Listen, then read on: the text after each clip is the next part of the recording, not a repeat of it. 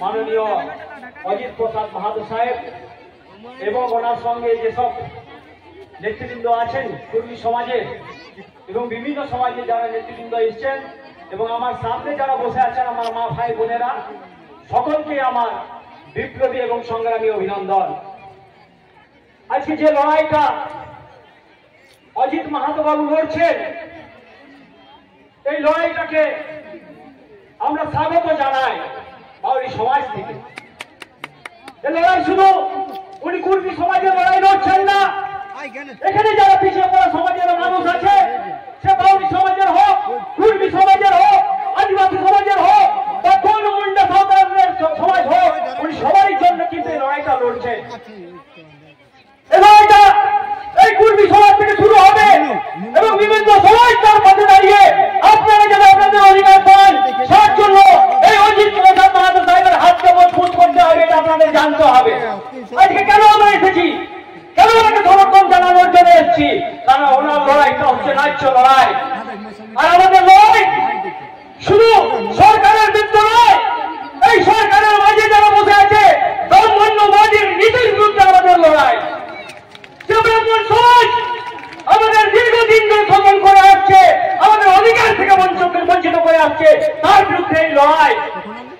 আজকে আমাদের যে সংস্কার, সে কুর্মী সমাজের হোক, আদিবাসী সমাজের হোক, বাউরি সমাজের হোক, যে সংস্কার সংস্কৃতি সবকিছু দখল করে নিচে উচ্চ বর্ণের ব্রাহ্মণ্যবাদের মানুষেরা।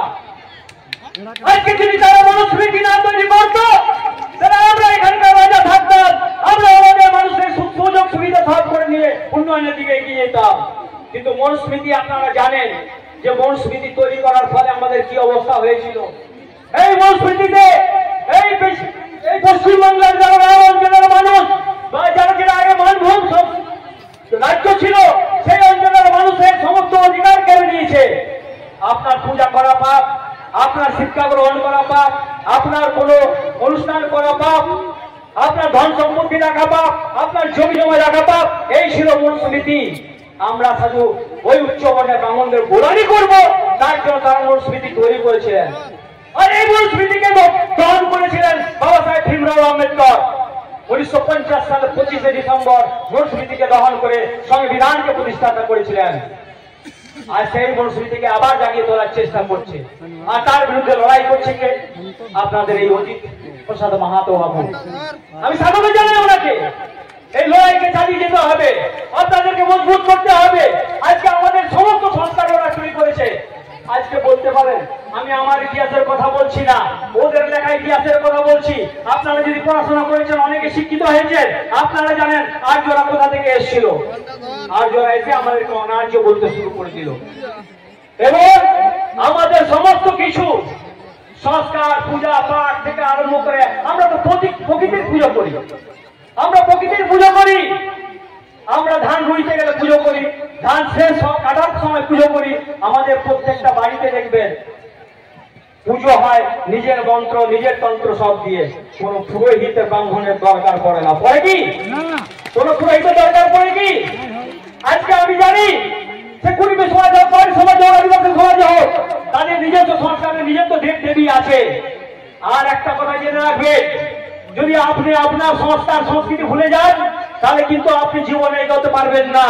কারণ প্রত্যেকটা সমাজের ব্যাকবোন হচ্ছে, কমর শক্ত হচ্ছে তার নিজস্ব সংস্কার এবং নিজস্ব সংস্কৃতি। এটা আপনাদেরকে মনে রাখতে হবে। যে সংস্কারকে জাগিয়ে রাখার জন্য আজকে ধর্মের মঞ্চ যে করেছেন, তাহলে আপনার সংস্কারকে জাগিয়ে রাখার জন্য, আর আপনার সংস্কার সংস্কৃতি জাগিয়ে রাখলে আপনি আপনার অধিকার পাবেন। আমরা বলছি এসটি করে দিতে হবে। আরে আমরা এখানে আদি পারি, আমরা এখানে আদি মানব, তো আমরা আমাদেরকে এসটি বানালে বলে তুমি কে? হ্যাঁ আমরা এসটি না, আমরা এখানে আদি মানুষ, আমরা এখানে আদিম জনগোষ্ঠী। তুমি কলমে লিখে দেবে আমরা এসটি নয়, আমরা মেনে নেব। অজিত বাবুর লড়াই পারফেক্ট লড়াই। এসটি করতে হবে তো এসটি করতে হবে। আজকে বলুন না আমাদের কোন সংস্কৃতি চুরি করেনি? বিধবা বিবাহ কি আমাদের সাঙ্গা হতো না? বন্যা আমাদের সাঙ্গা হতো না? তাহলে আমাদের বিধবা বিবাহ কেউ ছিল? আমাদের তো কেউ মারা গেলে আমাদের সাঙ্গা করতে পারত। আমাদের কোন ইয়ে ছিল নাকি যে সতীদাহ ছিল নাকি যে মারা গেলে দাহন করতে হবে? ছিল কি? ছিল না, কারণ আমাদের যখন সাঙ্গা হতো তখন সতীদাহর কোনো গল্প ছিল না। আজ বিদ্যাসাগর মহান হয়ে গেল বিধবা বিবাহ চালু করে, রাজা রামমোহন রায় মহান হয়ে গেল সতীদাহ বন্ধ করতে। কাদের জন্য করেছে? তা উচ্চ বর্ণের জন্য করেছে, আমাদের কথা চিন্তা ভাবনা করেনি।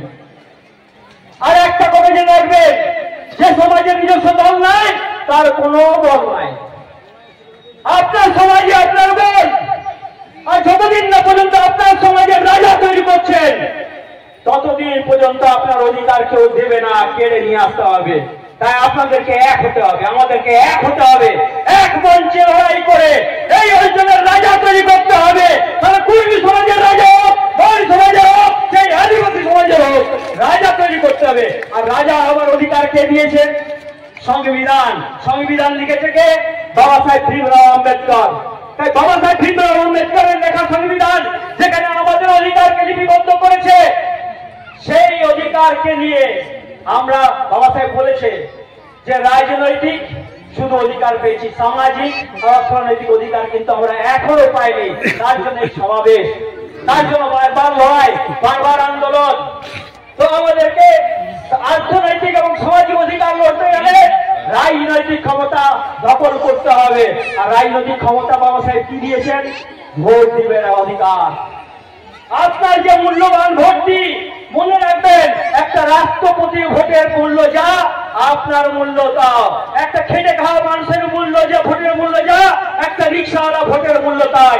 তাই আপনার মূল্যবান ভোটটিকে চিন্তা করবেন যে আগামী দিন আপনার সমাজের কাকে রাজা তৈরি করবেন, কাকে ভোটটা দেবেন, যে আপনার কথা ওই বিধানসভায়, ওই পার্লামেন্টে আওয়াজ তুলে অধিকারকে কেড়ে নিয়ে আসবে। এটা আপনাদেরকে চিন্তা করতে হবে। অজিত বাবুর হাতকে মজবুত করতে হবে। আর যদি মনে করেন যে অজিত বাবু লড়ছে নিয়ে স্বার্থে, ভুল ভাবছেন, তাহলে আপনারা কোনো জীবনও আপনার অধিকারকে পাবেন না।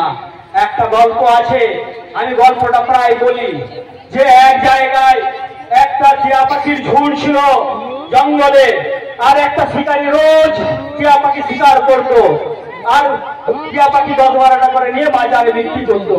টিয়া পাখির ঝুলের মধ্যে এক মুরব্বী ছিলেন অজিত বাবুর মতন, সেই মিটিং করলো, বলে যদি এইভাবে আমাদের টিয়া পাখিগুলোকে নিয়ে চলে যায় তাহলে আমাদের টিয়া পাখির বংশ শেষ হয়ে যাবে। একটা ঋষির কাছে গেল জঙ্গলে, বললো ঋষি কি করা যায়, এইভাবে টিয়া পাখিগুলো ধরে নিয়ে যাচ্ছে শিকারি।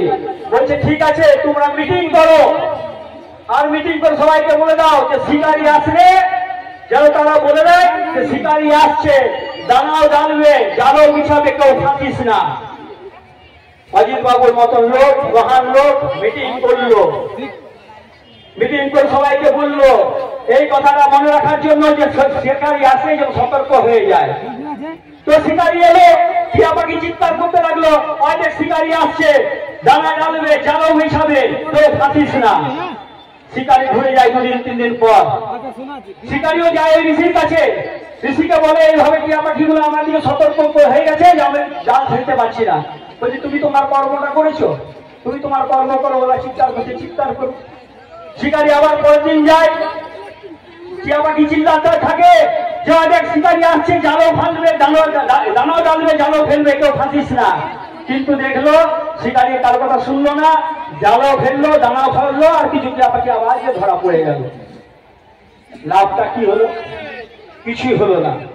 তো এই জিনিসটা আপনাদের মনে রাখতে হবে। অজিত বাবু বারবার আপনাদেরকে বোঝানোর চেষ্টা করছেন, মিটিং করছেন, মিছিল করছেন, লড়াই করছেন, আন্দোলন করছেন, কিন্তু কোন দালাল রাজনৈতিক নেতা যদি আপনাদেরকে জাল ফেলে আর দানা জ্বালে আর আপনি যদি সেখানে ধরা পড়ে যান, তো অজিত বাবু লড়াই সাকসেস হবে না, আপনারাও সাকসেস হবে না, আপনাদের অধিকারটাও আপনারা পাবেন না। তাই অজিত বাবুর মতন লোককে আপনারা পেয়েছেন, যেখানে তার হাতকে মজবুত করে আপনারা আপনাদের লক্ষ্যের দিকে এগিয়ে যান।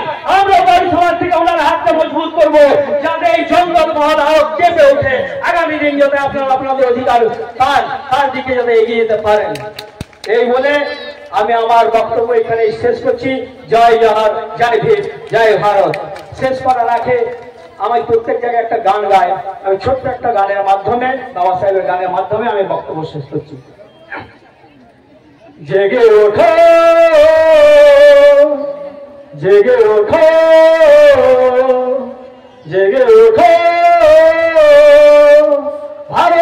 কোটি কোটি মা ভাই বোন শোষিত নিপীড়িত প্রাণ নেতারও বেশে আজি বাবা সাহেব নেতারও বেশে আজি